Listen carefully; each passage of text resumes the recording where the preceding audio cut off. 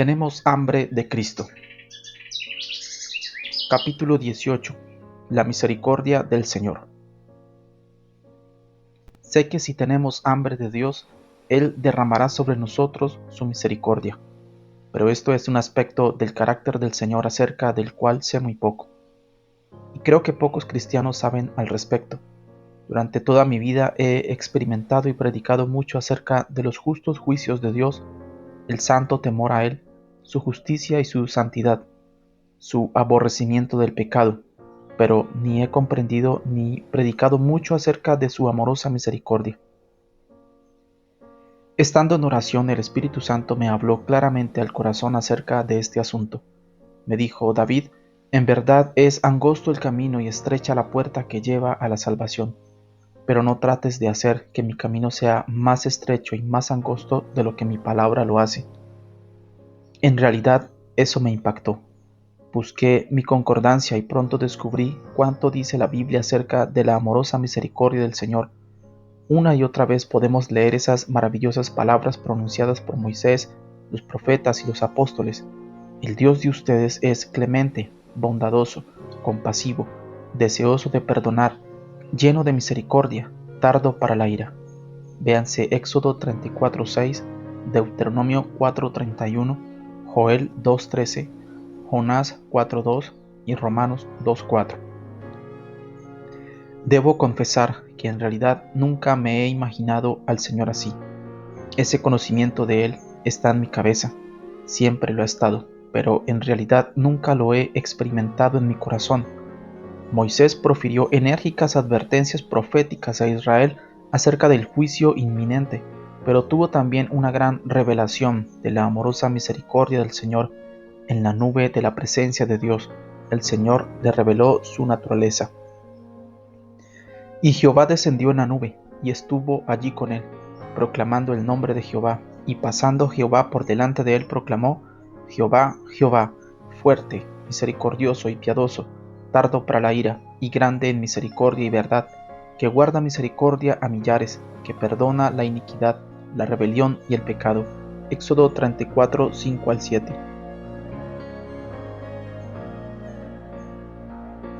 A pesar de todas las advertencias del juicio que proclamó Moisés, siempre tuvo presente la misericordia de Dios.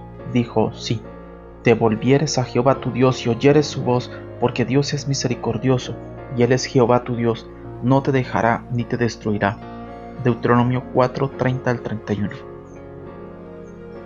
En el Antiguo Testamento el pueblo de Dios lo abandonó una y otra vez, pero de nuevo Él los restauraba y les daba increíbles bendiciones. El Señor tenía pleno derecho de desechar a Israel, pero en vez de eso se mantuvo fiel a su pueblo. Nehemías resume esta maravillosa revelación.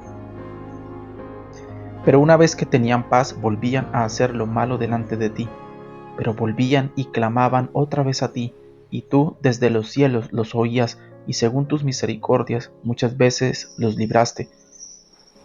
Por tus muchas misericordias no los consumiste, ni los desamparaste, porque eres Dios clemente y misericordioso. Nehemías 9, 28 y 31. También Isaías predicó con frecuencia acerca de la venganza de Dios contra el pecado. Habló de oscuros días de condenación y desesperación que se cernían sobre los que viven en rebeldía contra Dios, pero en medio de uno de sus mensajes más aterradores acerca del día de la ira del Señor, Isaías se detuvo y clamó: de las misericordias de Jehová haré memoria, de las alabanzas de Jehová, conforme a todo lo que Jehová nos ha dado, según sus misericordias y según la multitud de sus piedades. Isaías 63:7. En medio de todo el pecado, la apostasía y la rebelión de Israel, Isaías podía mirar hasta lo profundo de su corazón y evocar una revelación de cómo era Dios en realidad. Clamaba: oh Señor, nos hemos rebelado contra ti y hemos dejado a tu Espíritu Santo, pero sálvanos otra vez por tu piedad. Aviva tu misericordia para con nosotros, porque tú eres lleno de compasión. El profeta Joel advirtió también de los días de oscuridad venideros, llenos de llamas devoradoras, de terremotos arrasadores y del ensombrecimiento del sol y la luna.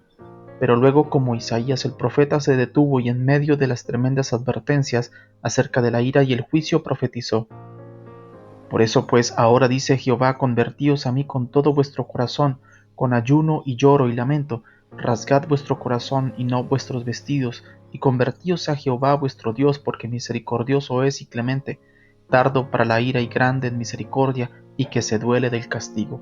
Joel 2:12 al 13. Se duele significa que Dios quiere cambiar de opinión acerca del juicio que ha planeado. Él no quiere ejecutar su juicio, más bien tiene la esperanza de que hagamos duelo por nuestros pecados y nos convirtamos a Él en busca de su perdón. Como he dicho durante años, he profetizado el juicio al cuerpo de Cristo y continuaré profetizando hasta que Cristo vuelva, si Él me lo concede. Pero recientemente he percibido que el Señor me dice: ningún profeta de mi libro pudo profetizar sino hasta que recibió una revelación de mi amorosa misericordia. También tú debes primero comprender ese aspecto de mi carácter, para entender su amorosa misericordia. Así dijo Jehová: no se alabe el sabio en su sabiduría, ni en su valentía se alabe el valiente, ni el rico se alabe en sus riquezas, mas alábese en esto el que se hubiere de alabar, en entenderme y conocerme, que yo soy Jehová, que hago misericordia, juicio y justicia en la tierra, porque estas cosas quiero, dice Jehová. Jeremías 9:23 al 24. Jamás he tenido ninguna dificultad en confesar mi pecado. Hasta donde sé, no he tratado de excusar mis faltas ni de esconderlas, y siempre he acudido al Señor de inmediato cuando Él ha revelado algún pecado en mi vida. Pero aún así, cada vez que le fallo al Señor y sé que lo he ofendido, me abruma la vergüenza, la culpa y el sentimiento de condenación y de indignidad. Les predico a los demás que el Señor es bondadoso y perdonador, pero cuando yo le fallo a Dios, de repente el asunto se vuelve diferente. Se preguntará: ¿no se supone que experimentemos esas sensaciones cuando pecamos? Claro que sí, pero no se supone que continuemos durante días y semanas pensando que Dios está enojado con nosotros. Los sentimientos de culpa y de condenación deberían desaparecer con rapidez. Aun después que me arrepiento, siento que tengo que reponerle algo al Señor, como el hijo pródigo. Puede ser que mi padre me esté echando sus brazos al cuello, me esté besando en la mejilla, me esté poniendo anillos en los dedos y una túnica sobre mis hombros. Puede ser que él me diga que me olvide del pasado, que entre a su casa y que goce del banquete que ha preparado para mí. Pero digo: no puedo entrar, no soy digno, he pecado contra ti, deja que te lo pague, deja que sufra y deja que cargue con mi culpa un poco más. Me resulta fácil creer que Dios haya perdonado a Israel, a Nínive, a los paganos, al buen ladrón, pero se me hace difícil entender cómo en el momento mismo en que me vuelvo a Él con todo mi corazón, me acepta con prontitud y amor como si no hubiera pecado. ¿Quién es sabio y guardará estas cosas y entenderá las misericordias de Jehová? Salmo 107:43. David recibió la revelación sobrecogedora del corazón bondadoso y compasivo de Dios, simplemente dando una mirada a la historia de la relación de Dios con sus hijos amados. David expone en este salmo específico la clave para comprender la misericordia de Dios y es sencilla, sin complicaciones. Entonces clamaron a Jehová. Esta clave se repite 4 veces en el Salmo 107. Los hijos de Israel anduvieron errantes en el desierto, con hambre y con sed, lejos del Señor, perdidos a causa del pecado. Entonces clamaron a Jehová en su angustia y los libró de sus aflicciones. Versículo 6. Pero otra vez se rebelaron y cayeron. Llegaron tan bajo que estaban a las puertas del infierno. Luego que clamaron a Jehová en su angustia, los sacó de las tinieblas y de la sombra de muerte y rompió sus prisiones. Versículos 13 y 14. Una vez más se hallaron sufriendo grandemente, afligidos y sin poder comer a causa de sus transgresiones, pero clamaron a Jehová en su angustia. Envió su palabra y los sanó. Versículos 19 y 20.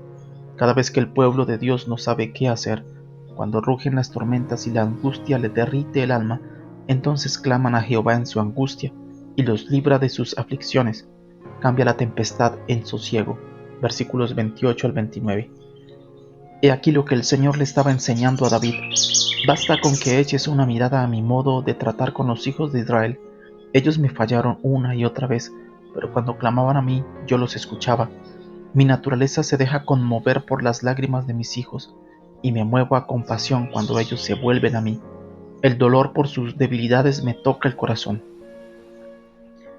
En respuesta a esa revelación, David nos dice lo siguiente en este salmo.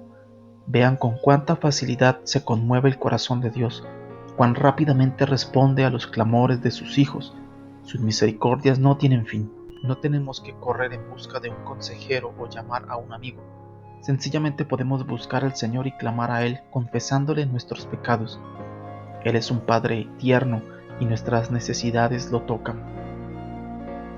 Creo que David apreciaba mucho más esa revelación del Señor por sus propias experiencias de pecado. Como su corazón era tan tierno para con el Señor, debe haberse sentido sumamente mal después de cometer adulterio y homicidio. Creo que David lloró de dolor la noche misma que cayó en adulterio. Un hombre de Dios tan lleno del Espíritu no podía seguir funcionando día tras día sin llevar una carga fatal de vergüenza, culpa y temor. Recuerdo las ocasiones en que he estado en una sala donde pastores o miembros de la iglesia que verdaderamente aman a Dios han sido confrontados con su pecado. Los que están cerca del Señor casi siempre han llorado diciendo, sí, sí, es verdad, ¿cómo pude haberlo hecho? Mi pecado ha estado en todo momento delante de mí. Oh Dios, perdóname, necesito ayuda. Indudablemente fue eso lo que sucedió cuando Natán confrontó a David por medio del profeta. Dios le dijo al rey de Israel, tú has traído descrédito a mi nombre. Luego, mientras David todavía estaba llorando, Natán le aseguró, tus pecados están perdonados. Pero esas palabras no bastaron para David. Una cosa es quedar perdonado y otra cosa es quedar libre y limpio frente al Señor. David sabía que el perdón era la parte fácil. Ahora quería enderezar las cosas con Dios y poder recobrar su gozo. De modo que después de ese episodio clamó, no me eches de delante de ti y no quites de mí tu Santo Espíritu. Salmo 51:11. Luego, a lo largo de todo ese Salmo 51, David hace memoria de la longanimidad y misericordia del Señor. Al igual que David, también nosotros debemos hallar la victoria sobre el pecado teniendo absoluta confianza en esto. No importa cuán gravemente hayamos pecado o caído, servimos a un Señor que está presto a perdonar, deseoso de sanar y que posee más misericordia para con nosotros de lo que jamás podíamos necesitar. El diablo se nos acercará para decirnos, no, si te descuidas, fácilmente caerás de nuevo en el pecado. Tratará de hacernos sentir miserables, sucios, indignos de levantar las manos en alabanzas a Dios o siquiera de abrir la Biblia. Pero aquí está nuestra arma, clamar. Debemos clamar como lo hizo David, con todo nuestro corazón, clamar como lo hicieron los israelitas, apoyándonos por completo en la misericordia del Señor. Podemos recurrir a Dios, confesar nuestro pecado, apelar a su misericordia. Podemos decir, Señor, yo sé que me amas, y tu palabra dice que estás dispuesto a perdonarme. Oh Señor, confieso mi pecado. En ese mismo momento quedamos sin obstáculo ante Dios. No tenemos que pagar por nuestro pecado. Dios nos ama tanto que entregó a su Hijo Jesucristo, el cual ya pagó por nuestro pecado. Un abogado misericordioso y amoroso está anhelando ayudarnos y librarnos. Hijitos míos, estas cosas os escribo para que no pequéis, y si alguno hubiere pecado, abogado tenemos para con el Padre, a Jesucristo el justo. Primera de Juan 2:1. Hace un tiempo paseaba con mi nietecita y a ella le dieron ganas de caminar por encima de un pretil. Yo la sostenía por detrás para impedir que se cayera, pero ella trató de quitarme la mano, por fin la solté y ella se cayó sin hacerse daño. Pero cuando se cayó no la abandoné, no le dije, mira lo que has hecho, ya no eres mía. El Señor me habló por medio de eso. Tú amas tanto a esa niña, pero no me dejas amarte del mismo modo. Te llenas de orgullo por tus hijos, pero no me dejas hacer lo mismo contigo.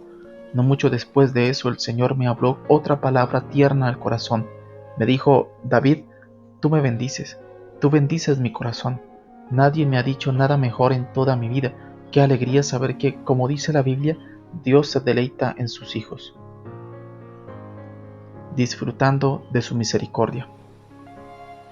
Jonás era un profeta que comprendía plenamente la amorosa misericordia del Señor y sin embargo no podía disfrutarla o apropiarse de ella, más bien le resultaba una carga. cuando Dios le mandó que fuera a la malvada ciudad de Nínive y profetizara su pronta destrucción, Jonás huyó en dirección contraria. Después le dijo al Señor por qué había huido. Era a causa de la misericordia de Dios. Este era el argumento de Jonás: Señor, tú me has mandado que recorra las calles de Nínive, profetizando que solamente les quedan 40 días antes que se acabe todo. Pero yo no puedo hacer eso porque te conozco. Tú te conmueves con facilidad. Las lágrimas y el arrepentimiento te ablandan el corazón. Sé lo que va a pasar. Ellos se van a arrepentir y tú cambiarás de plan. En lugar de enviarles el juicio, enviarás un avivamiento y yo quedaré como un tonto.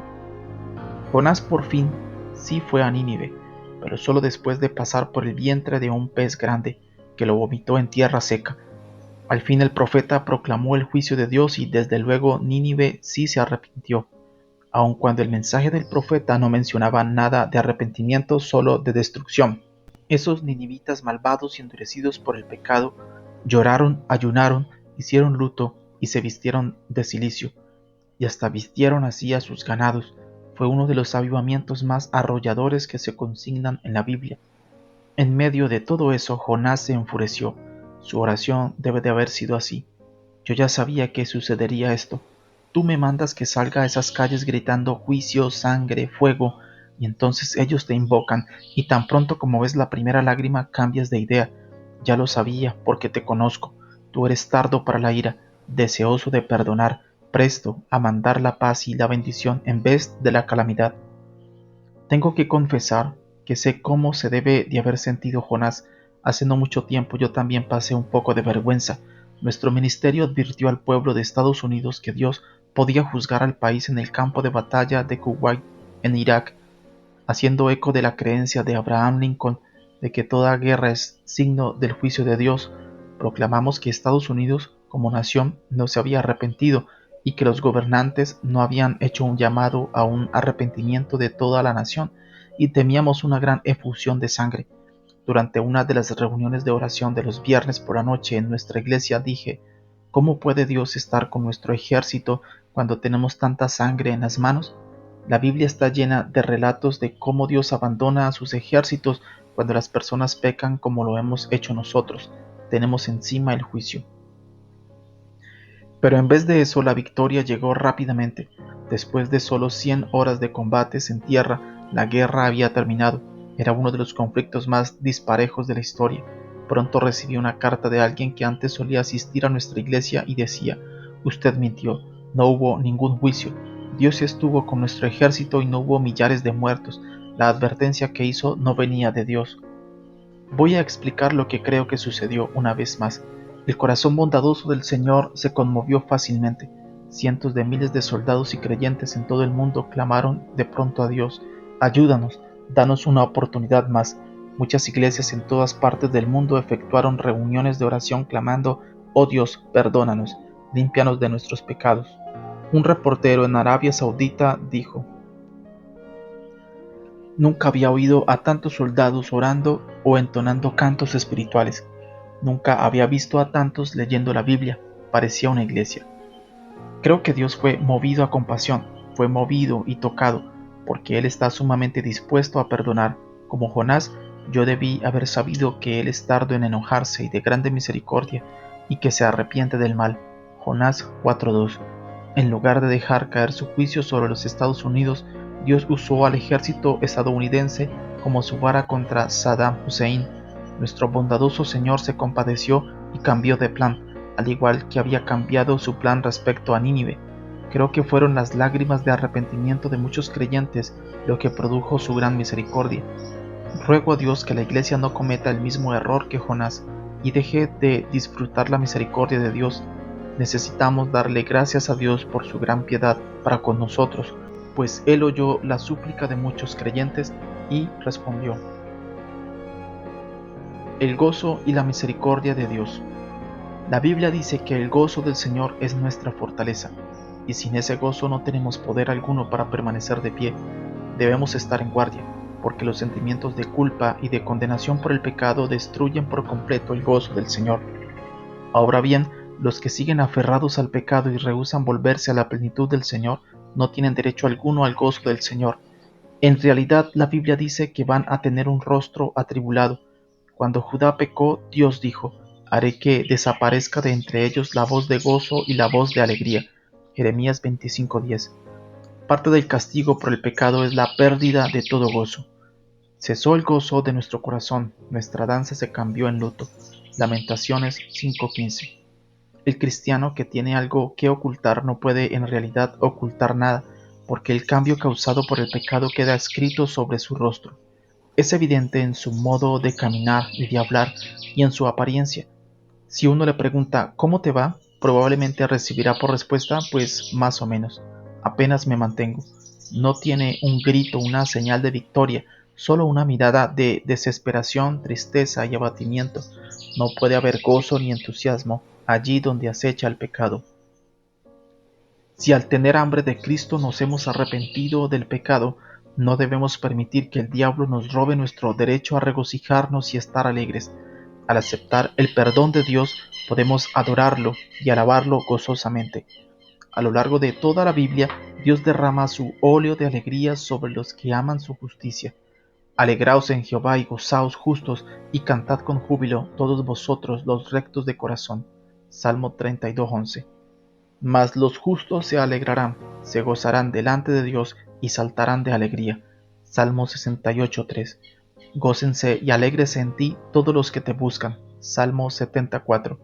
La palabra dice respecto a Cristo: has amado la justicia y aborrecido la maldad, por lo cual te ungió Dios, el Dios tuyo, con óleo de alegría más que a tus compañeros.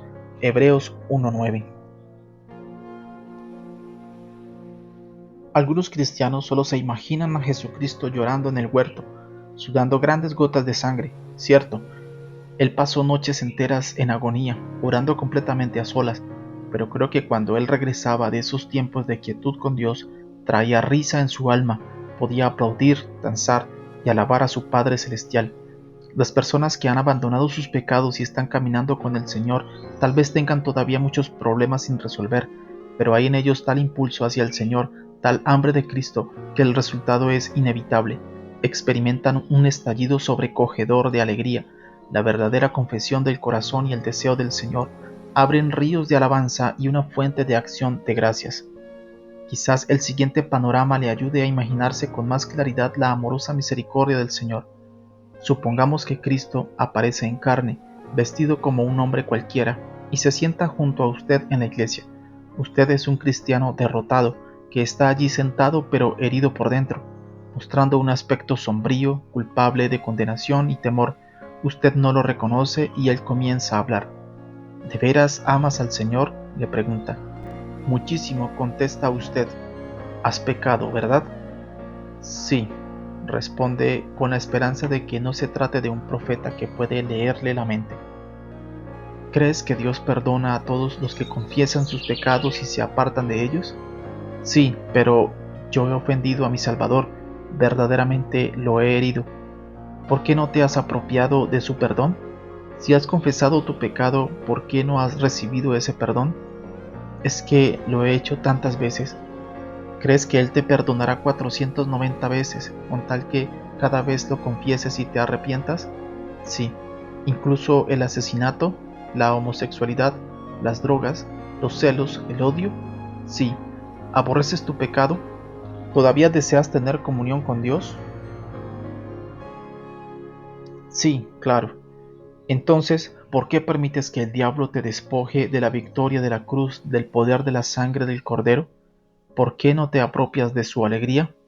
Espero que al imaginarnos esta escena podamos todos recordar que no tenemos que renunciar a nuestro gozo en el Señor. Tenemos derecho de alabarlo, a cantarle, a gritar y a gozarnos en Él. La proclamación de su misericordia. La Escritura dice claramente que tenemos que predicarle a toda la humanidad sobre la misericordia del Señor. Dijo David: no encubrí tu justicia dentro de mi corazón, he publicado tu fidelidad y tu salvación, no oculté tu misericordia y tu verdad en grande asamblea. Salmo 40:10. David no se limitó a apropiarse de ese maravilloso mensaje para sí mismo. Él sabía que también lo necesitaba urgentemente toda la congregación y el mundo sufriente. Estaba agradecido a Dios por su amor tan grande, ya que estaba consciente de sus propias faltas. No importa cuán gravemente hayan pecado las personas, Dios sigue amándolas. Por eso envió a su Hijo. Eso es lo que debemos predicar al mundo. Podemos decir con David: no oculté tu misericordia en grande asamblea. Eso es lo que Él desea para todos nosotros. Quizá uno de los versículos más citados y cantados de toda la palabra de Dios sea el siguiente: porque mejor es tu misericordia que la vida, mis labios te alabarán. Salmo 63:3. ¿Qué significa eso de que su misericordia es mejor que la vida? La verdad es que la vida es breve, se desvanece como la hierba, que en una temporada está aquí y en la siguiente ya se fue. Pero la misericordia de Dios va a permanecer para siempre. Dentro de 1.000.000.000 de años, Jesucristo seguirá siendo tan tierno y amoroso con nosotros como lo es en este instante. Los seres humanos pueden quitarle la vida a alguien, pero no pueden quitarle la eterna misericordia de Dios. Deténgase y piénselo por un momento. Dios ya no está enojado con nosotros. La palabra dice que nada puede interponerse entre nuestro Señor y nosotros, ni la culpa, ni el tormento, ni los pensamientos de condenación. Podemos decir: mi vida es una bendición al Señor y yo puedo regocijarme y alabarlo. Estoy limpio, libre, perdonado, justificado, santificado y redimido. Tenemos un Padre amoroso y tierno que se interesa por nosotros, y cuando comenzamos a entender lo compasivo que es para con nosotros, lo paciente y cuidadoso que es, lo listo que está a perdonar y bendecir, no podremos contenernos. Vamos a gritar y a alabar hasta más no poder. Verdaderamente su misericordia es mejor que la vida.